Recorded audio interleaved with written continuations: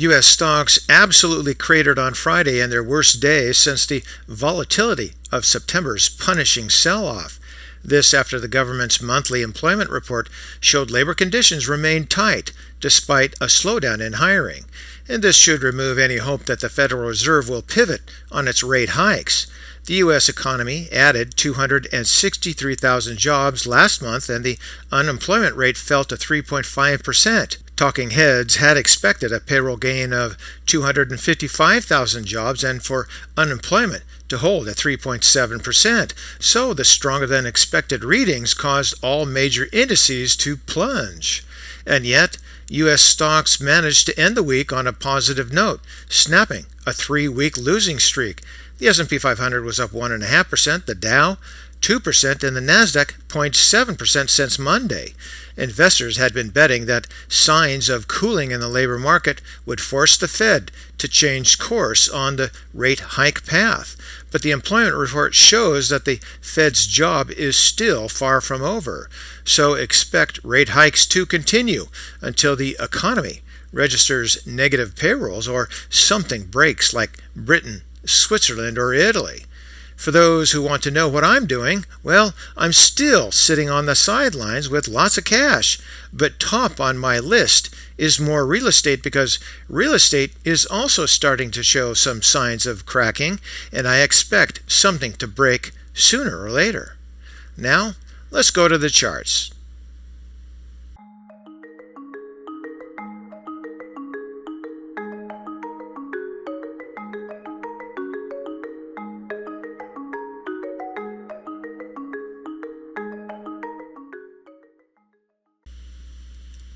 And two charts today, back again to the volatility index. As you can see, the symbol in the upper left is $VIX using stockcharts.com, and this is the 2-year weekly. We keep coming back to this because we want to take a look at this formation and watch it because it's very important. Move on down here, the bottoming and basing, and then the move on up.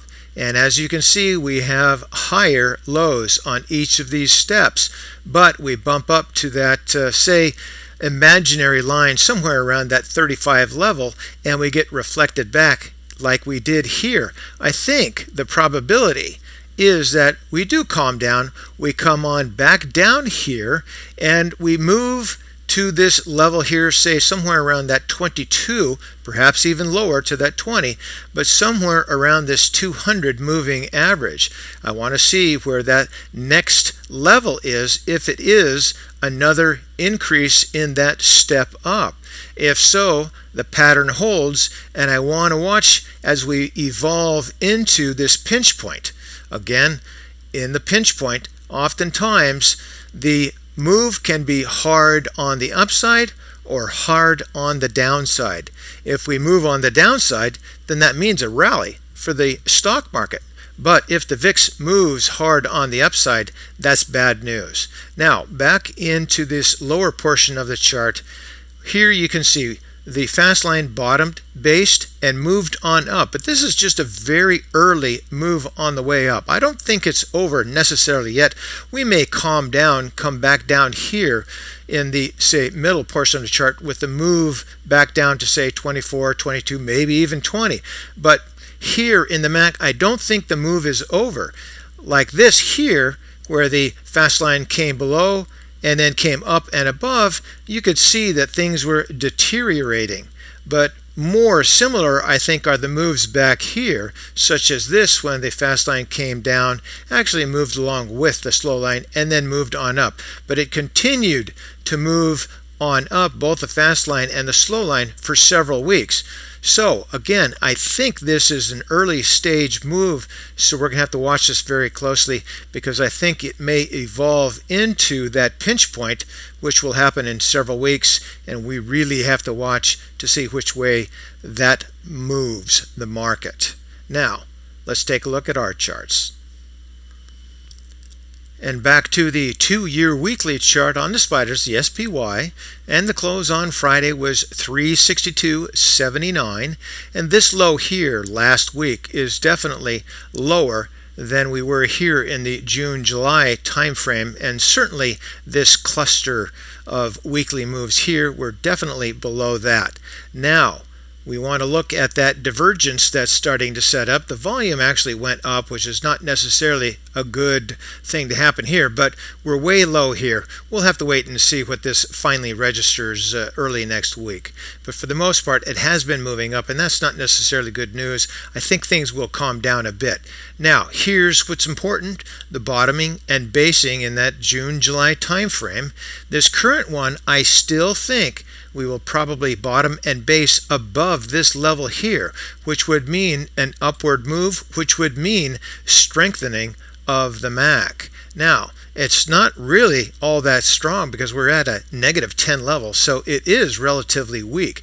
So even though it might be strengthening, we still have a lot of weakness, which means a lot of volatility and perhaps some downside movement. So just keep watching that. We need this to bottom and base and start heading on up and get close to that zero line.